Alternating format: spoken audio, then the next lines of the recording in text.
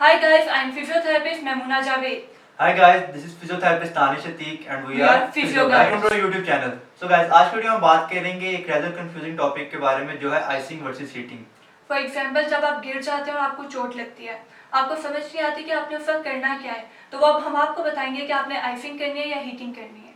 So guys, आज की video में यही देखेंगे कि आइसिंग क्या है, हीटिंग क्या है, कब करनी है और कब नहीं करनी, इसके इफेक्ट्स क्या हैं। So before wasting any further time शुरू करते हैं आज की वीडियो। तो गाइस अब हम देख लेते हैं कि हमें हीटिंग कब करनी है और हमें आइसिंग कब करनी है। अब ये जानने के लिए हमें पता होना चाहिए कि एक्यूट इंजरी क्या है और क्रॉनिक इंजरी क्या है।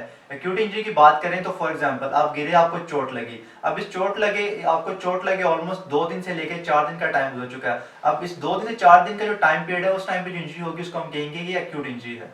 और क्रोनिक इंजरी वो इंजरी होती है जब आपको चोट लगे हुए 4 दिन से ज़्यादा का टाइम हो चुका हो, तो उसको हम क्रोनिक इंजरी कहेंगे। सो गाइस पहले हम देख लेते हैं कि आइसिंग क्या है और इसके फिजियोलॉजिकल इफेक्ट्स क्या हैं। जैसे कि मैंने पहले बात की कि आइसिंग हम तब करते हैं यानी कि क्रायोथेरेपी हम तब करेंगे जब आपको एक्यूट इंजरी हुई हो, यानी कि आपको इंजरी के जो फर्स्ट 48 से 72 आवर्स का टाइम है इसके अंदर हम आइसिंग करेंगे।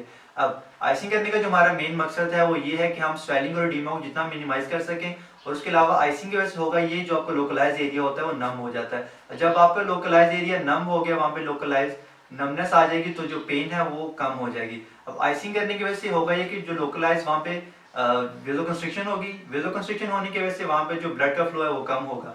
जब ब्लड का फ्लो कम होगा तो जो इन्फ्लेमेटरी मीडिएटर्स हैं वो वहाँ पे कम मूव करेंगे। जब इन्फ्लेमेटरी मीडिएटर्स कम मूव करेंगे तो वहाँ पे स्वेलिंग कम होगी। तो मीन्स कि जो हमारा पर्पस है स्वेलिंग, एडिमा और पेन को कंट्रोल करना, वो हम क्रायोथेरेपी के थ्रू कर सकते हैं। अब हम बात करेंगे हीटिंग और उसके फिजियोलॉजिकल इफेक्ट्स की। हीटिंग जिसको हम थर्मोथेरेपी भी कहते हैं, वो हम हमेशा क्रॉनिक इंजरी में यूज करते हैं। क्रॉनिक इंजरी क्या होती है? वो इंजरी जिसको गुजरे हुए 4 दिन से ज्यादा का टाइम हो चुका हो, वहां पे हम हीट थेरेपी देंगे। अब हीट थेरेपी की वजह से क्या होता है, जो इंजरी साइट है वहां पे वेसोडाइलेशन इंक्रीज हो जाएगी। जब वेसोडाइलेशन इंक्रीज होगी तो ब्लड फ्लो इंक्रीज होगा, और ब्लड फ्लो की वजह से जो इन्फ्लेमेटरी मीडिएटर्स है वो भी वहां पे इंक्रीज हो जाएंगे। जब वो इंक्रीज हो जाएंगे तो उस एरिया में स्वेलिंग स्टार्ट हो जाएगी, और स्वेलिंग हमेशा क्या इंडिकेट करते हैं कि वहां पे हीलिंग प्रोसेस स्टार्ट हो चुके हैं। और जो हम लोग का हीट थेरेपी का मेन पर्पस है वो यही है कि पेन को कम करना और हीलिंग प्रोसेस को मैक्सिमाइज करना। तो अब हम बात कर लेते हैं कॉन्ट्राइंडिकेशंस के बारे में, मतलब कि वो कंडीशंस के जहाँ पे आपको हीटिंग और आइसिंग यूज नहीं करनी।